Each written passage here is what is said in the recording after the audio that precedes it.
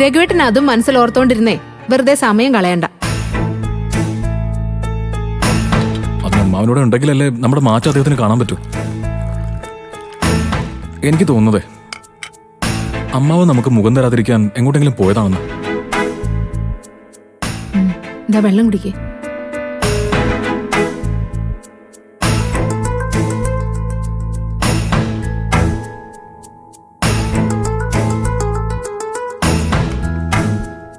അമ്പിളി, നമ്മൾ രണ്ടുപേരും അങ്ങനെ ഒരു അവസ്ഥയിൽ കാണേണ്ടി വരുമെന്ന് അമ്മൻ ഒരിക്കലും ചിന്തിച്ചു പോലും കാണില്ല, പ്രത്യേകിച്ച് നിന്നെ. അമ്പിളി, നമ്മൾ ഒരിക്കലും അതിന് വഴിവെച്ച് കൊടുക്കരുതായിരുന്നു. തെറ്റായിപ്പോയി, വലിയ തെറ്റ്. ഇനിയിപ്പോ ഈ ജന്മം മുഴുവൻ പ്രായശ്ചിത്തം ചെയ്താലും അമ്മാവ് നമ്മളോട് ക്ഷമിച്ചെന്ന് വരില്ല.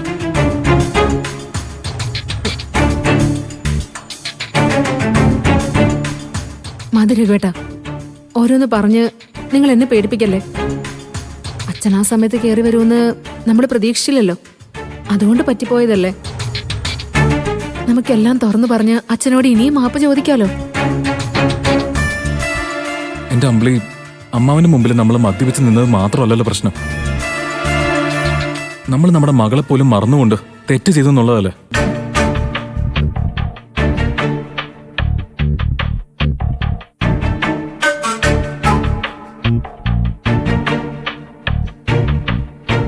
ശരി, നമ്മുടെ മോക്കെ ബുദ്ധി ഓർക്കാത്ത പ്രായമായതുകൊണ്ട്. അല്ലെങ്കിൽ ഇവിടെ നമ്മൾ എന്നേക്കുമായിട്ട് വെറുത്തേനെ അല്ല രഘുവേട്ട. അല്ലടി, അമ്മയ്ക്കും അച്ഛനും ഒരു തെറ്റ് പറ്റിപ്പോയി മോളെ. ഇനി ഒരിക്കലും അങ്ങനെ ഉണ്ടാവില്ല. ദേ മോള് അമ്മയോടും അച്ഛനോടും പൊറുക്കണം കേട്ടോ.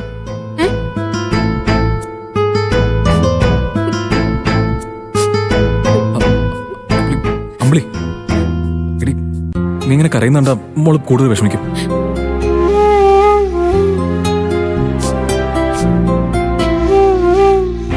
നമ്മൾ ചെയ്ത തെറ്റെന്താന്ന് നമ്മുടെ മോൾക്ക് മനസ്സിലായിട്ടില്ല. അച്ഛനും അമ്മയും വഴക്ക് കൂടിയതാണെന്ന് മാത്രമേ ലക്ഷ്മോൾക്ക് അറിയൂ. അല്ല മോളെ, നമ്മുടെ വഴക്ക് മാറിയപ്പോഴേ നമ്മുടെ മോൾ ഓക്കെ. ഇനി നീയായിട്ട് ഇവിടെ വിഷമിപ്പിക്കണ്ട. ഇല്ല, ഇനി ഒരിക്കലും ഒരു കാര്യത്തിനും ഞാൻ എന്റെ മോളെ സങ്കടപ്പെടുത്തില്ല. മോളെ ഒരിക്കലും അമ്മ സങ്കടപ്പെടുത്തില്ല.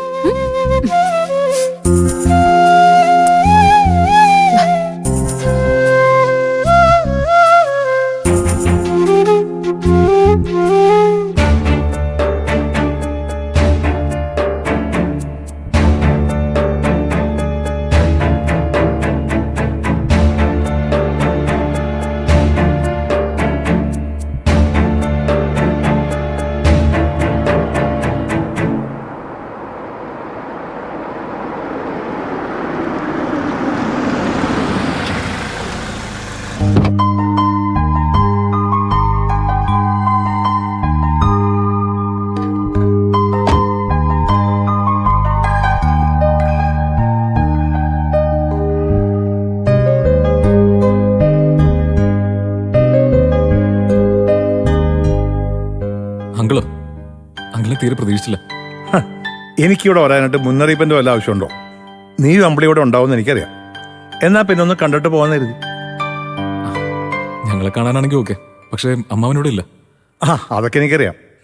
അണ്ണൻ എന്നെ ഇന്നലെ രാത്രിയും ഇന്ന് രാവിലെയും വിളിച്ചിരുന്നു.